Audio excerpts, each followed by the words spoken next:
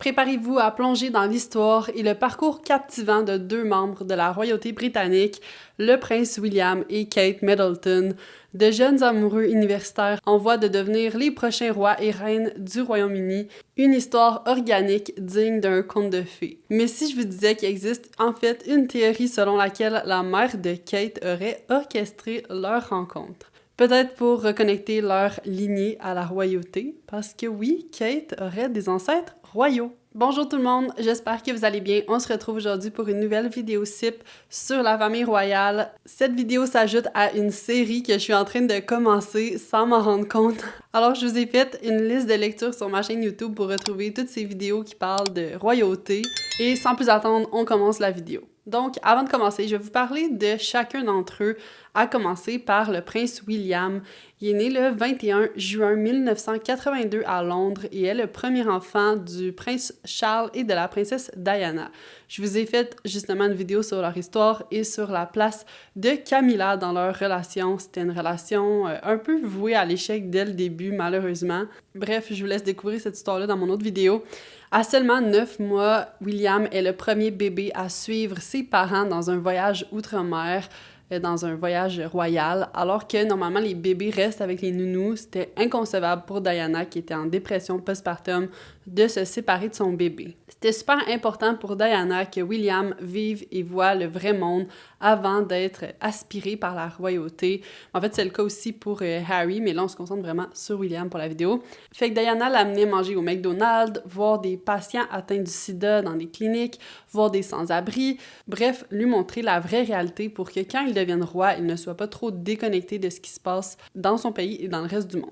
De ce que j'ai lu enfant, il aurait été un peu turbulent, mais il se serait beaucoup assagi en vivant dans un pensionnat pour l'école, au point où Diana le surnommait « mon petit vieux sage », et elle se confiait beaucoup à lui quand il était adolescent. C'est vers ses 14 ans que ses parents se sont divorcés et l'année suivante, sa mère est décédée dans un tragique accident de voiture. Au funérailles de sa mère, William et son frère ont marché derrière le cercueil de leur mère. Initialement, William n'était pas vraiment certain de vouloir marcher derrière le cercueil de sa mère. C'est un événement assez traumatisant. Mais son grand-père Philippe lui a dit « Si tu le fais pas, je pense que tu vas le regretter plus tard. Est-ce que si je marche, tu marcheras avec moi? » Et c'est donc William, Harry, Philippe, Charles et le frère de Diana qui ont marché tous ensemble derrière le cercueil de Diana. William raconte que ça a été une période très difficile à surmonter, la mort de sa mère, et qu'il était dans un état de choc pendant plusieurs années. Au secondaire, William n'a pas suivi la tradition en allant à Gordonstown, je suis pas sûre que je le prononce bien, mais bref, l'école où son père et son grand-père avaient été, probablement parce que son père a vécu beaucoup d'intimidation et on pourrait même aller jusqu'à dire qu'il a vécu de l'abus. Donc ça doit être pour ça qu'il n'a pas voulu que son propre fils aille dans cette école. Pendant ses études, William s'est beaucoup impliqué dans les sports. Il a fait du football, de la natation, du basket, du water polo et plein d'autres sports. Et si vous avez écouté ma vidéo sur l'histoire de Harry et Meghan, ben vous savez qu'il y a un genre de contrat entre les médias, les tabloïds et la famille royale, comme quoi ils ont un droit de regard sur leur vie privée parce que les citoyens paient au final la vie luxueuse de la famille royale. Et par chance, pour donner un semblant de normalité à William pendant ses études, les médias et la famille royale se sont entendus pour qu'il puisse étudier sans vivre d'intrusion sur sa vie personnelle. Fait que c'était quand même bien pour lui. Je sais pas si c'était commun de faire ça. Même le président de la commission des plaintes de la presse a déclaré « Le prince William n'est pas une institution, ni une vedette de feuilleton, ni un héros de football, c'est un garçon. Dans les prochaines années, peut-être la partie la plus importante et parfois la plus douloureuse de sa vie, il grandira et deviendra un homme. » Avant l'université, il a pris une année sabbatique pour s'entraîner avec l'armée au Belize. Il a visité l'Afrique et il a travaillé sur des fermes laitières en Angleterre. Il a aussi fait du bénévolat dans la charité de Riley International au Chili. Et pendant qu'il était au Chili, il a travaillé sur des projets environnementaux et il a aussi enseigné à des jeunes étudiants. C'est en 2001 qu'il est rentré à l'université de St. Andrews en Écosse. Encore une fois, il a eu droit à sa vie privée et à avoir la paix des médias. Les étudiants se sont aussi fait demander de ne pas faire fuiter des informations ou des potins à la presse. Malgré s'être inscrit en histoire de l'art, il a changé de spécialité par la suite pour étudier la géographie. Il a fait sa thèse sur les récifs de coraux dans l'océan Indien. Fun fact, pendant son temps à l'université, il était connu sous le nom de Steve auprès des étudiants pour camoufler son identité auprès des journalistes. Après l'université, il s'est enrôlé dans l'armée comme son frère, malgré que la reine était d'accord à ce qu'il soit en ligne de front. Le fait qu'elle allait être un héritier faisait qu'il n'a jamais directement été impliqué dans des combats. La seule fois qu'il aurait pu vraiment combattre, c'est quand il y a eu un service organisé en Irak, mais l'information a fuité et le gouvernement a changé d'idée pour ne pas que sa vie soit mise en danger ni la vie des autres soldats qui allaient l'accompagner. Pendant son parcours militaire, il a aussi fait de la marine et a participé entre autres à la saisie d'une cargaison de drogue d'une valeur de plus de 40 millions de livres dans l'Atlantique au nord de la Barbade. Il a aussi participé à une saisie de 900 kg de cocaïne. Par la suite, il s'est beaucoup concentré dans des missions de recherche et sauvetage pour secourir des marins en naufrage. Il a participé dans plus de 156 opérations qui vont avoir sauvé 149 personnes. À l'âge de 33 ans, il devient pilote pour les ambulances aériennes d'East Anglian. C'est une entreprise d'ambulances aériennes fournissant des services médicaux d'urgence par hélicoptère. Évidemment, qu'en étant prince, il n'avait pas réellement besoin d'un salaire, alors il remet tout son salaire à la charité de l'entreprise. 2 ans plus tard, à 35 ans, il arrête ce travail pour se dédier à 100% à son devoir royal. Maintenant, je vais vous parler de Kate Middleton, de son nom complet, Catherine Elizabeth Middleton. Elle est née le 9 janvier 1982, elle est donc plus vieille de 6 mois de William. Sa mère était agent de bord lorsqu'elle a rencontré le père de Kate, qui était alors contrôleur aérien pour British Airways. Quelques années plus tard, en 1987, la mère de Kate, Carol, a fondé une entreprise, Party Pieces, qui vendait des décorations et des fournitures pour les fêtes. Grâce à cette entreprise, leur famille s'est enrichie et a pu monter les classes sociales. Il faut savoir qu'à la base, le père de Kate venait aussi d'une famille qui avait des racines d'aristocrates anglais. En plus d'avoir fait fortune avec l'entreprise, la famille possédait aussi un héritage financier qui se transmettait de génération en génération depuis ses racines aristocrates. À ses 2 ans, Kate et sa famille déménagent en Jordanie et sont retournés en Angleterre 2 ans plus tard, à ses 4 ans. Rien d'exceptionnel à raconter sur son parcours scolaire, autre qu'elle réussissait bien, avait des bonnes notes et était capitaine de l'équipe de hockey féminine.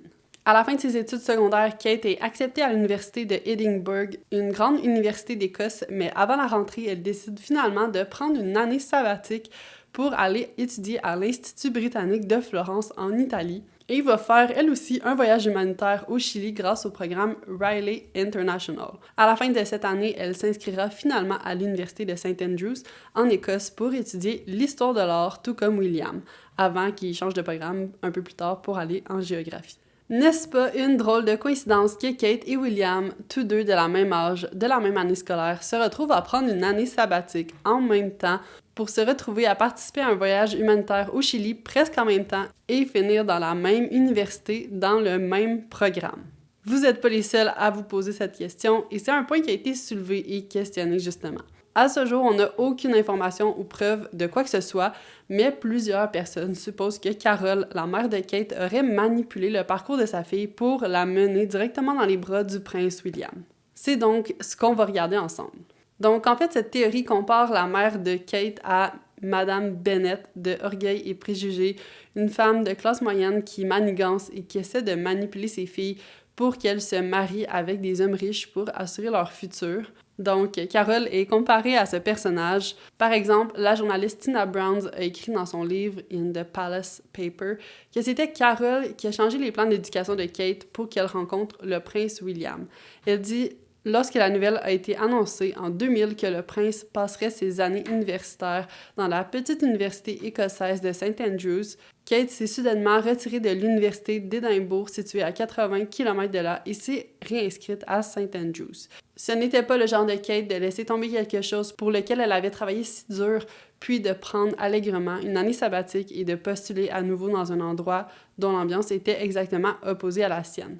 Dans la famille, c'est Carol qui est un escroc opportuniste, pas Kate. Elle ajoute « Il est peu probable que Kate soit là où elle est aujourd'hui sans l'aide avisée de sa mère dans la préparation d'une histoire d'amour avec la famille royale. » Carol a un flair stratégique considérable. Chaque fois que Kate était touchée sur le ring, elle se retirait à Bucklebury où la coach Carol pensait ses blessures, la conseillait sur ses manœuvres et l'incitait à garder les yeux sur le prix. Cette théorie remonte jusqu'en 2013 quand la journaliste Katie Nichols a écrit un livre biographique sur Kate Middleton, Kate, the Future Queen. Elle rapporte entre autres que le conseiller d'orientation de Kate à l'école dit qu'Édimbourg a toujours été son premier choix. La professeure de Kate dit aussi « Après qu'elle ait quitté l'école, elle a pris des décisions différentes, mais pourquoi elle l'a fait, je ne le sais pas. » Elle ajoute aussi « Il n'y avait aucune garantie qu'elle obtienne une place dans le programme d'histoire de l'art à St. Andrews, qui était contingenté depuis que William avait confirmé sa présence. »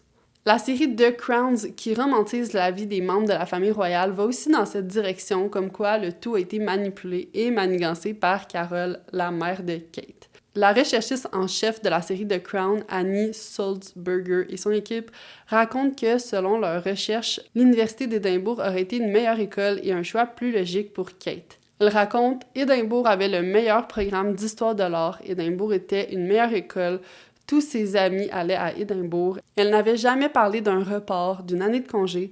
C'était donc un peu décourageant, en fait, d'arriver à la conclusion à laquelle beaucoup de médias étaient parvenus et qui, dans ce cas, nous semblait exacte. Dans le fond, l'équipe de la série The Crown aurait voulu arriver à une conclusion possiblement différente, mais se rendre compte que tout semble pointer vers le fait que Carol a manipulé Kate, ou en tout cas manipulé leur histoire pour que les deux se rencontrent à St. Andrews. Évidemment, tous les détails qui se retrouvent dans la série The Crowns, comme les échanges entre Kate et Carol, sont des suppositions et sont créés pour représenter l'ambiance et l'état des deux femmes, mais on ne peut pas savoir réellement ce qui s'est dit à ce moment-là.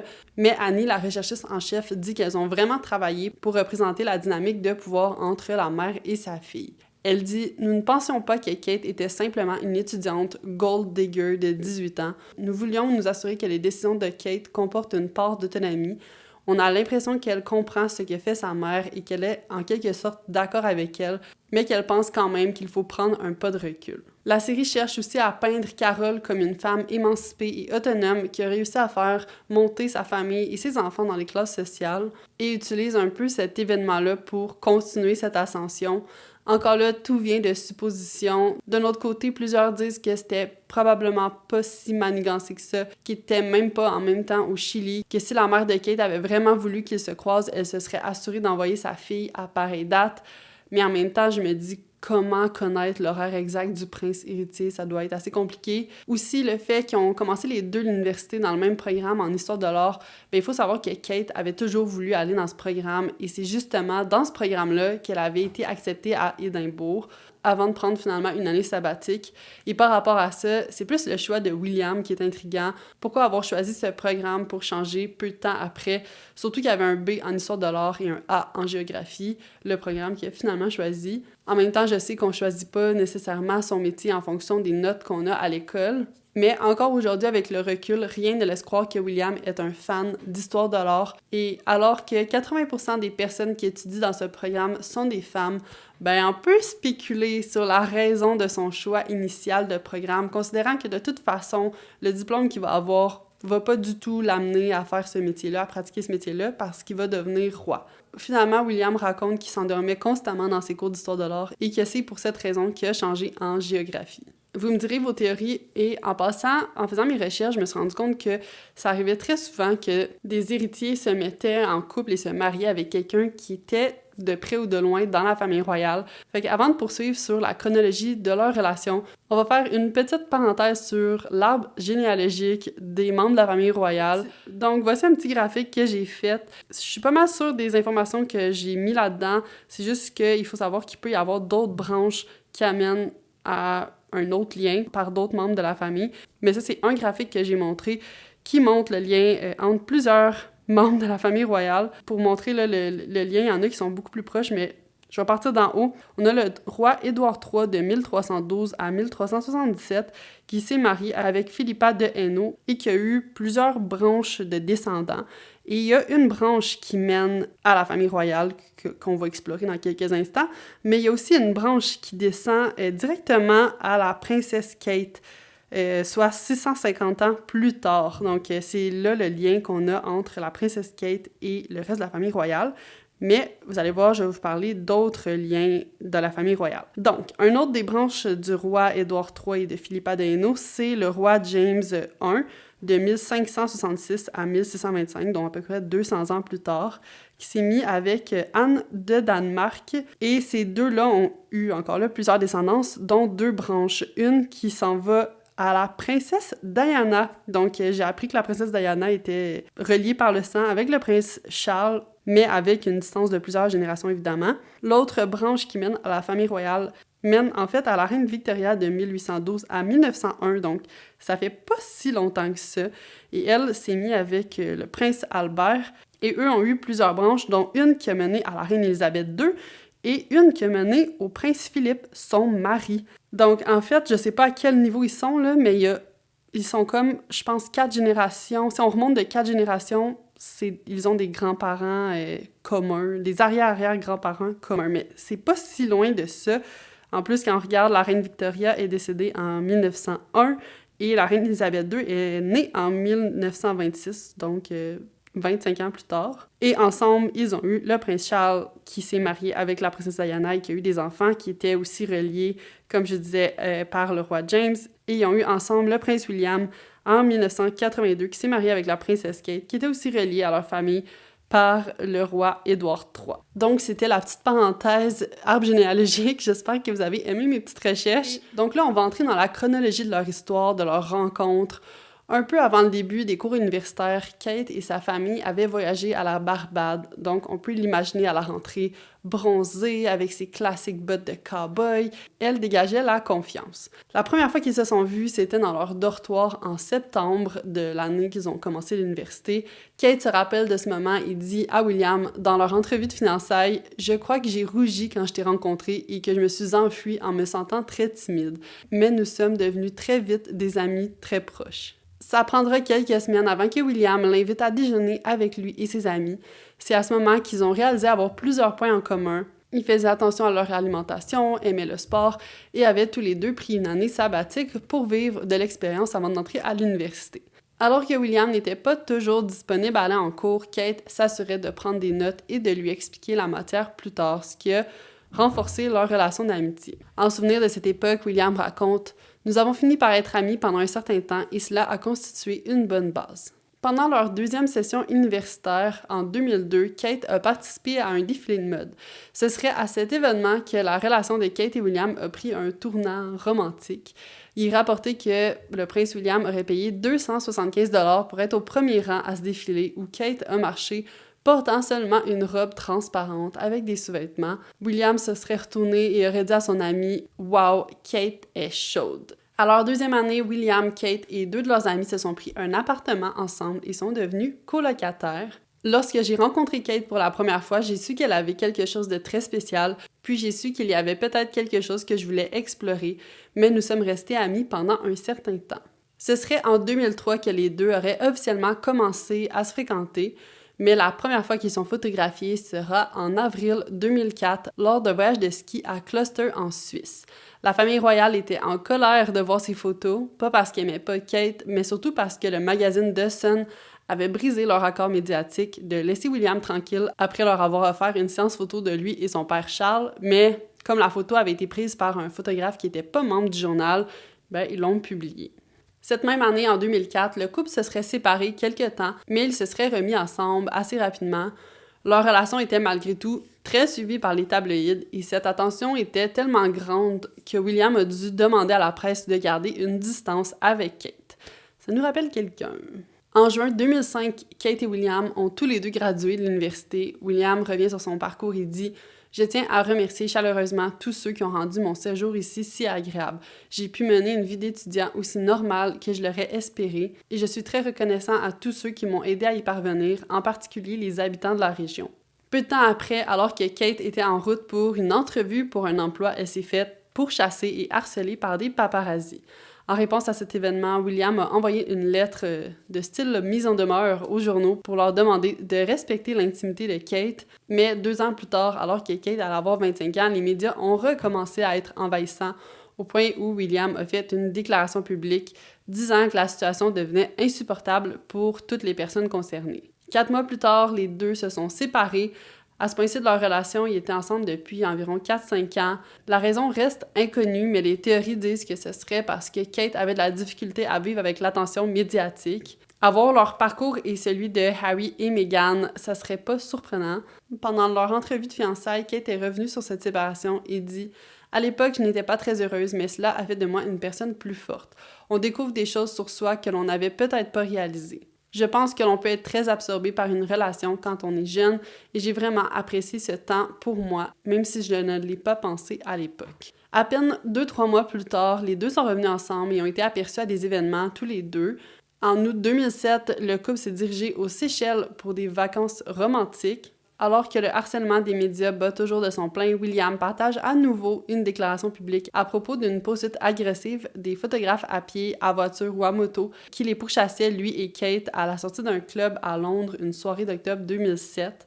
Suivant ces déclarations, plusieurs médias ont décidé de ne pas utiliser les photos prises cette soirée-là, sauf le magazine The Sun qui a publié des photos du couple avant qu'ils quittent les lieux. La commission des plaintes de la presse a aussi émis un avertissement aux journaux demandant aux rédacteurs de ne pas publier des photos prises à la suite d'un harcèlement. William et Kate se financent finalement en octobre 2010, soit 6 ans après le début de leur relation, lors d'un voyage au Kenya.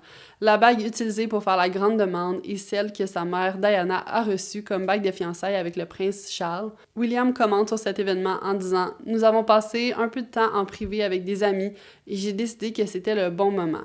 Nous parlions de mariage depuis un certain temps, ce n'était donc pas une grande surprise, mais je l'ai amené dans un bel endroit au Kenya. » Le couple s'est marié l'année suivante, le 29 avril 2011. Il est estimé qu'1 million de personnes étaient dans les rues de Londres pour les voir se rendre à l'église. Au total, c'est plus de 300 millions de personnes qui auraient regardé la cérémonie. Dans le même mois, William et Kate ont été nommés dans la liste des personnes les plus influentes du monde. Leur lune de miel s'est déroulée aux Seychelles comme leur voyage en 2007.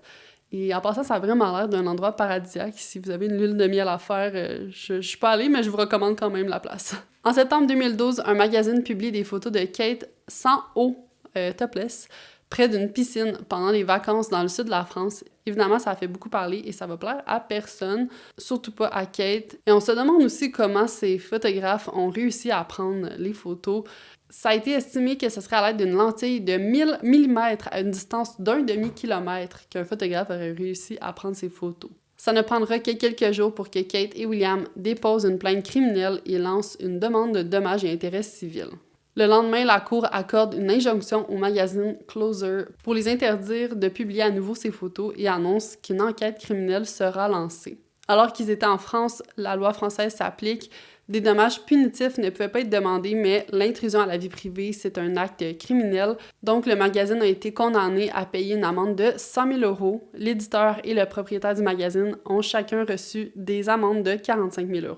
3 mois plus tard, la première grossesse de Kate est annoncée. Le 22 juillet 2013, le prince George est né. L'année suivante, Kate annonce être enceinte de son deuxième enfant et met au monde la princesse Charlotte le 2 mai 2015. Finalement, le 4 septembre 2017, la famille annonce que Kate est enceinte à nouveau. Le petit dernier, le prince Louis, est né le 23 avril 2018. En juin 2022, une vidéo fait surface sur Internet où on voit William confronter un photographe. La vidéo avait été originalement tournée en 2021 par le photographe en question, Terry Harris. William le confronte et se fâche de se faire suivre, lui et sa famille, pendant une petite balade en vélo avec ses enfants. Il accuse directement le photographe de le stalker. I know, I just realised who it was and I've just... You didn't, you stopped, are yes. looking for us. Don't I was pretend. actually... No, I didn't. I haven't been near the house. I've not been... I promise you I've not been near your house. I've not been away. Yes, you are. How dare you behave like you've done my children? How I have dare not. you? I have not You're done stalking anything. around here looking for us and our children. I'm out for a I'm gonna quiet walk. bike ride with my children on That's fine. Saturday. That's fine. And you've only given me your name. You're outrageous. You're disgusting. You really are. How dare you behave like that? What you guys have learned by now. Après plusieurs années d'harcèlement des paparazzis, la mort de sa mère pourchassée par des paparazzis, le départ de son frère en partie causé par les paparazzis, c'est comprenable qu'il soit pas du tout souriant dans la vidéo. Alors que dans ma vidéo sur Harry et Meghan, je vous avais dit que Harry avait la position la plus populaire en tant que membre de la famille royale, ben ça a changé en décembre 2022 et en septembre 2023, William a été déclaré le membre de la famille royale le plus populaire. Donc c'est tout pour le parcours de Kate et William, un parcours avec peu de fautes ou pas de fautes en fait. Le seul point qui reste intriguant et que je suis curieuse d'avoir vos avis, c'est par rapport à la mère de Kate. Pensez-vous qu'elle a manigancé un peu le parcours de sa fille pour la lancer dans les bras du prince William ou que tout ça s'est vraiment fait de façon organique? Pensez-vous qu'elle était au courant qu'elle avait des ancêtres de la famille royale? Est-ce que vous le saviez?